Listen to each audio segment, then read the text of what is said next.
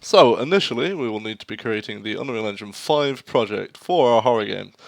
To do that, we open up the Epic Games launcher, navigate over to Library, and click the Launch button on the installed Unreal Engine 5.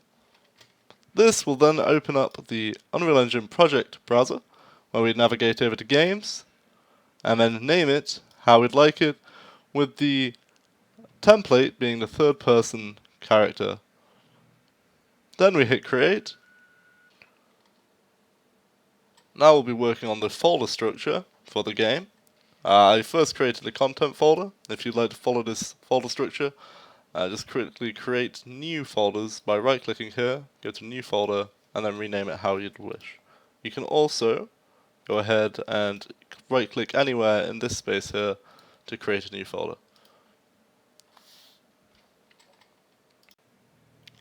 Once the project's open, we'll just be setting up the project to make for great efficiency and overall just a nice easy workflow throughout.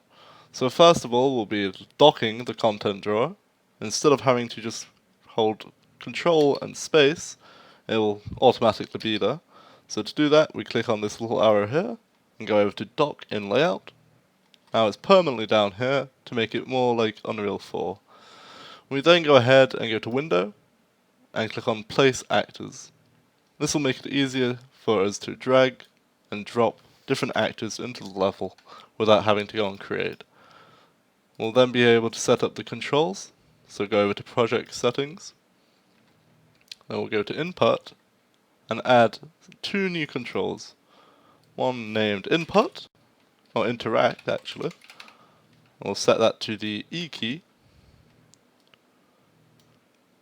And then another one named Inventory, which we'll be using later into this tutorial series. I'll just currently use this as Tab, however you can use any control you'd like. I'll also be removing the Reset VR, the Turn Rate, and the Lookup Rate, as I won't be using a controller or VR. However, we can add that later into the project.